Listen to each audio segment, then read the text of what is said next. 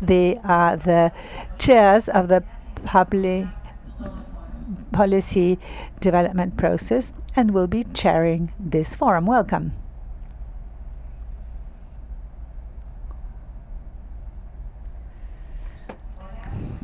Hello, good afternoon, everyone. Thank you for joining us. I'm Marcela Orbiscay, and together with Sergio Rosas, we'd like to welcome you to the Public Policy Forum at LACNIC 43. Good afternoon, everyone. Thank you, Marcela, for the introduction. And thank you all for joining us this afternoon in this forum. For those of you who are here for the first time to this forum and are not familiar with the process, with the policy development process, we're going to be sharing with you a couple of slides explaining what the PDP is, a policy development process, and how this works. First of all, we have to bear in mind where IP addresses come from. As I was saying, for those who are not familiar with this, these IPv4 and IPv6 and ASNs are administered by ICANN. ICANN is located in the United States and redistributes these number resources of the internet to 5 regional registries. As you see, we have the 5 regional registries. We have ARIN that manages resources for the United States, Canada, and part of the Caribbean. LACNIC manages resources for the Latin American and Caribbean region. For the Africa region, we have AFRINIC. And for the Asia Pacific region and Oceania, we have APNIC. Europe and Middle East have MRIPE NCC.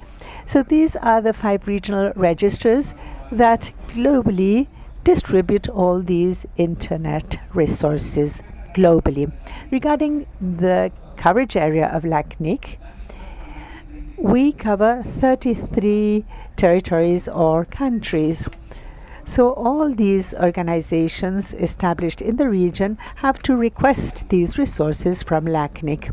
So the question is, how does LACNIC allocate and assign these resources? How do the organizations know how to request these resources, and what are the requirements that these organizations have to comply with? LACNIC has a policy manual.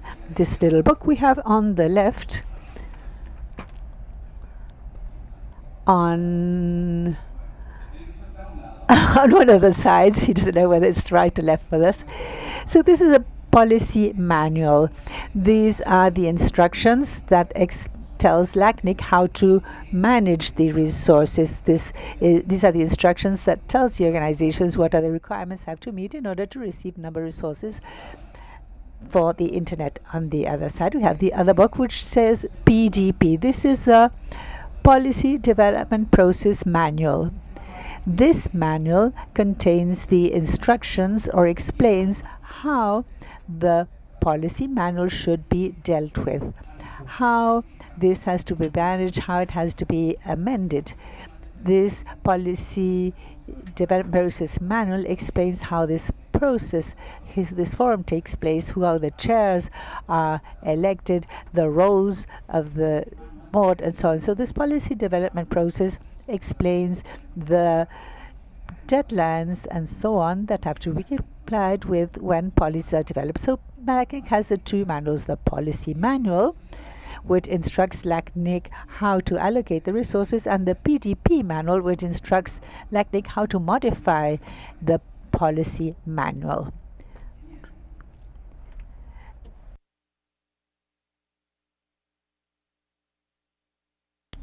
So who writes the manual? Who modifies the policy manual? And the answer is the community. It's not LACNIC. And when I say the community, it's all of us. So each individual,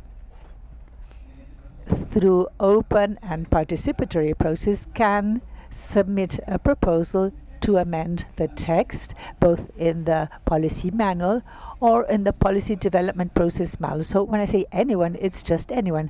How do we go about it? The most important thing is to be subscribed to the list, to the mailing list. This is the QR code. This is a simple email address. It's just a mailing list, a simple mailing list. You have to subscribe to the mailing list. During this forum, we're going to have 2 policy proposals, 2 changes that will affect the policy manual. We see here IPv4, IPv6, and ASNs. These proposals are going to try or suggest to modify things in the policy manual. We'll be discussing that. But this is not begin here. It began a few weeks ago and was submitted to the discussion to the mailing list. So all the people who are have subscribed to the mailing list already discussed these policy proposals that were submitted through the mailing list. So it's important that everyone participates so that we are aware what the will of the community is. Another important point to subscribe and reason to subscribe to the list is that those organizations that received IPv4, IPv6, or ASNs, or organizations that are planning to receive resources due to these proposals that are being discussed to modify the policy manual, because this is not only about how LACNIC will allocate the resources, it's not only about the requirements that organizations have to comply with. This also explains how the organizations that receive resources have to use these resources. So the whole section on how to recover these resources when the policies are not complied with. So everyone should participate, and this is very important because if anything is changed in the manual and you are planning to receive IPv4, IPv6 space or autonomous system numbers, this could either benefit you or it could also affect your current operations. So your participation is very important. Now here at the forum during the presentation, we're going to have open mics so that people can express their opinions on the proposals. You needn't have had to subscribe previously. If you are here in the room and you didn't subscribe previously, you can still go up to the microphone and make comments on the proposal. So what do you need? You just need to subscribe. An email address. You need to be a LACNIC member. Any person from any part of the world can subscribe. You needn't be from the LACNIC area. You can make a proposal or state your opinion on a proposal. Of course, this is free, a free system. So we apply the code of conduct. That is the link you have over there. And if you wish to subscribe, that is the QR code. So we introduced ourselves when we began. These 2 of us here, we're a bit younger maybe in the picture. We are the chairs of the Policy Development Forum. We are members of the community. We're not part of LACNIC's staff nor members of the board. We were elected through a voting process by the community. One of our roles is to assess the consensus of the community regarding one of the proposals. Another role we have is to chair this process and the policy list. We hold these positions for 2 to 3 years. She will be finishing her tenure in 2025 and I will be concluding my period in 2026. So Marcela, the floor is yours.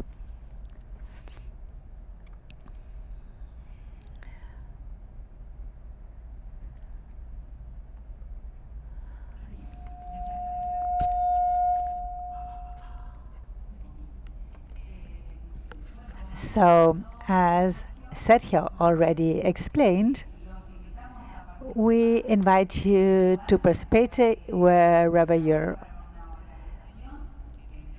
whether you work for an organization that provides connectivity service or even as end users interested in proposing improvements to our manual or to our policy development manual. We will now have a look at this graph, which gives us an overview how this policy development process takes place. A policy is always born from a proposal, from an idea, from an individual in the community that wishes to propose an improvement for the policy development process or also an amendment to the policy manual. So they fill in a form. This is then assessed by the chairs and by the staff to see whether this has a minimum compliance with the formal requirements, and then this is included in the discussion list. Once the proposal is submitted to the discussion list, people can start to state their opinions. These should be opinions that are properly explained, and this process normally takes about 8 weeks, or even goes on until that proposal can be presented in a public policy forum. After that stage, once after the 8 weeks elapse and after having presented this during a policy development forum, the chairs take 2 weeks in order to check the consensus. If it reaches it can reach consensus or not reach consensus. If this proposal does not reach consensus, it is then returned to the beginning of the process. In other words, the author might decide to prepare a new version, including the input received from the community, or the author might decide to withdraw the proposal. If the proposal reaches consensus, it goes into what we call the final comments period. This final comments period is a 4-week period. There might be some editorial changes, but these are changes that don't affect the substance of that proposal. It doesn't change the spirit of that proposal.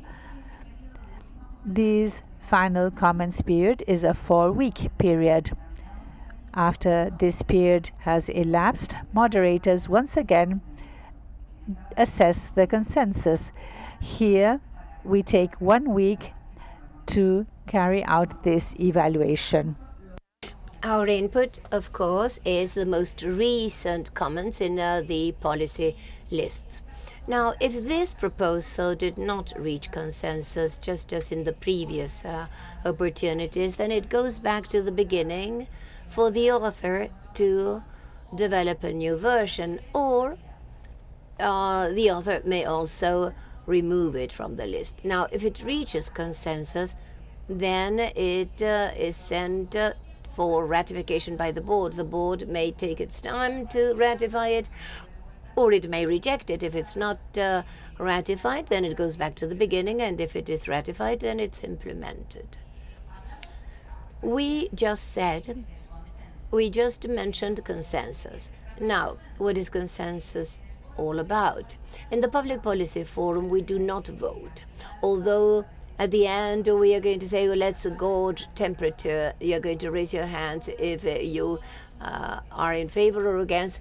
We're not actually voting. This is just some feedback that we get telling us how the community is evaluating that proposal. So we understand that a proposal has reached consensus when it is supported by significant opinions following an extensive debate with no irrefutable technical objections.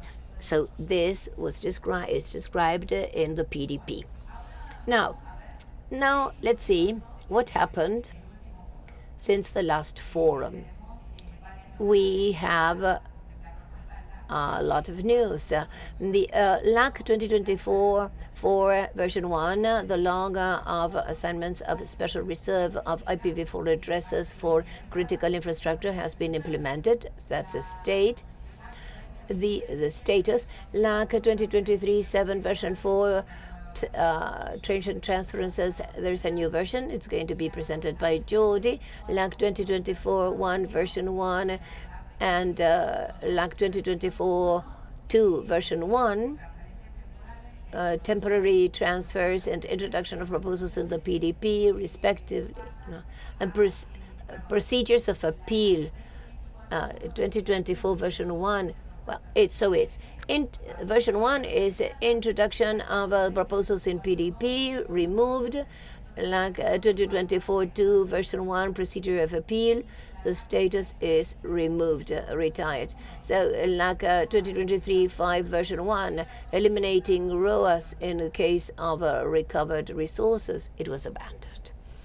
That's the status. So here we're going to see how we are going to give the presentations. We have 2 proposals that are going to be presented. This is the life cycle of the presentation. We're going to have one 10-minute presentation by the author of the proposal, highlighting the most important issues and pointing out what changes have been what has been altered with respect to the new versions. Then we're going to give an impact assessment in 5 minutes. This is optional. It's presented by the staff of LACNIC. In this case, the 2 proposals that are being presented will have an impact assessment.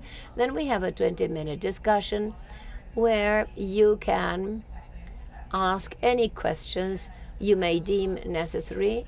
You can ask the author and use your mic, and please say who you are when you take the mic and clearly state whether you are in favor or against the proposal. After that, with the assistance of the staff, we'll gauge the temperature in 5 minutes. And once again, we want you to remember that you're not actually voting. This is just so that we may have your feedback to determine consensus. Recommendations. Each speaker will be asked, and even those who are going to make comments, to use your mother tongue. The session is being translated and transcribed live, so we want you to be clear, to speak articulately, and to respect the time that was assigned by the chairs. Now, in an attempt to try to listen to all, we are going to prioritize the diversity of voices. So, to the extent possible, those who have not been able to speak so far will be given a chance to do that before somebody takes the floor for the second time. This is our agenda. This is we just finished the opening of the forum and introducing the chair. So now we are going to introduce LAC 2025-1 version 1, distribution of resources to physical persons by Jordi Palais. Then we're going to do LAC 2023-7 version 4, temporary transfers by Jordi Palais 2. Then we'll have a few minutes with an open mic so that you may give your feedback, make comments or whatever. Everything related, of course, with the PDP. Then we'll have a ceremony, changing chairs, and then we'll close the forum. So let's get started.